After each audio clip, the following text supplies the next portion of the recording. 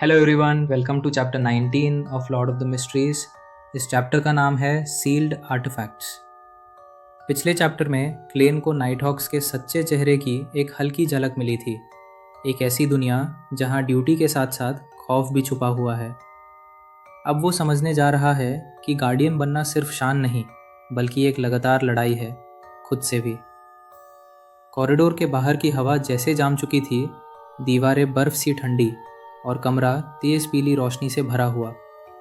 इसी बीच done Smith की आवाज़ हर लफ्ज़ के साथ क्लेन के दिल पर सीधा वार कर रही थी। हम गार्डियंस हैं, डन ने शांत लेकिन भारी आवाज़ में कहा, पर साथ ही कुछ बदनसीब लोग भी जो हर दिन खतरे और पागलपन के साथ लड़ते हैं। ये बात क्लेन के लिए किसी थप्पड़ से कम नहीं थी।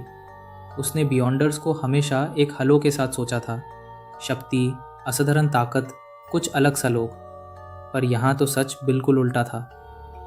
डन ने उसकी खामोशी देखी, सर हिलाकर हल्का सा मुस्कुराया, जैसे कह रहा था, ये सच हजम करना आसान नहीं होता।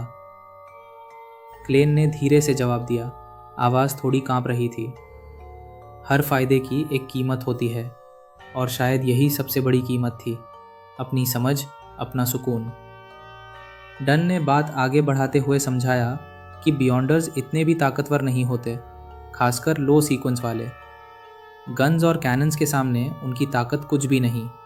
हाँ, वो अलग होते हैं, ज़्यादा अजीब, ज़्यादा अनप्रेडिक्टेबल, और इसीलिए ज़्यादा खतरनाक।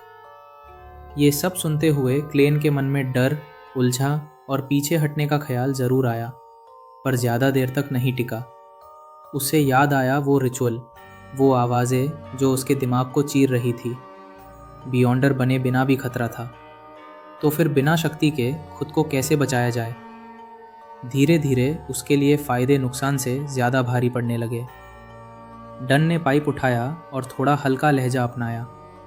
बियॉन्डर बनना सीधा रास्ता नहीं था, कंट्रीब्यूशन चाहिए, ऊपर वालों की इजाज़त चाहिए, और किस्मत भी। फिर उसने क्लेन को उसकी नई जिम्मेदारियों के बारे में बताया। रोज़ैन या ओल्ड मील जैसे काम नहीं, क्लेन एक प्रोफेशनल था। उसका पहला काम रोज़ शहर की उन गलियों में घूमना जो वेल्च के घर से उसके घर तक जाती थी। डायरी, एंटिगनस फैमिली की डायरी, अब भी कहीं वहीं छुपी हो सकती थी। शायद क्लेन के दिमाग के किसी कोने में उस जगह की याद अभी जिंदा हो।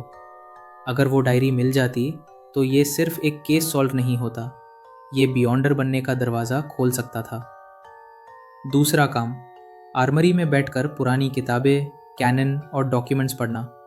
हिस्ट्री, लेकिन ऐसी हिस्ट्री जो जिंदा खतरों से भरी थी। फिर डन ने उसे एक काले दरवाजे की तरफ इशारा किया, चाइनीज गेट। एक ऐसा दरवाज़ा जिसके पीछे पोशंस, हेरेटिक्स, कल्टिस्ट्स और वो चीज़ें बंद थी जो दुनिया को तबाह कर सकती थी। सील्ड आर्टिफैक्ट्स, जिनमें से कुछ जिंदा जैसे होते हैं।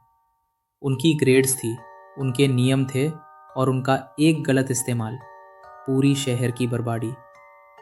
और फिर आई सबसे भयानक बात। डन ने एक पुरानी फ़ोटो सामने रखी। इनसे जैंगविल, एक फॉर्मर आर्च बिशप जो कंट्रोल खो चुका था और एक ग्रेड 0 सील्ड आर्टिफैक्ट के साथ गायब हो गया था। सिर्फ एक बात याद रखनी थी, अगर कभी वो दिखे तो हीरो बनने की कोशिश मत करना, जिंदा रहना ज़्यादा ज़रूरी था। आखिरी हिदायत के साथ डन ने क्लेन को आर्मरी भेजा, ओल्ड नील के पास, जो कभी खुद एक फॉर्मल मेंबर था और अब सिर्फ किताबों के बीच जीना चाहता था। क्लेन ने गहरी सांस ली। ये दुनिया उसकी सोच से कहीं ज़्यादा अंधेरी थी, और शायद उसके लिए पहला कदम सिर्फ शुरुआत था, एक ऐसी राह की जहां हर जवाब के साथ नए सवाल उसका इंतज़ार कर रहे थे। ये चैप्टर यही ख़त्म होता है।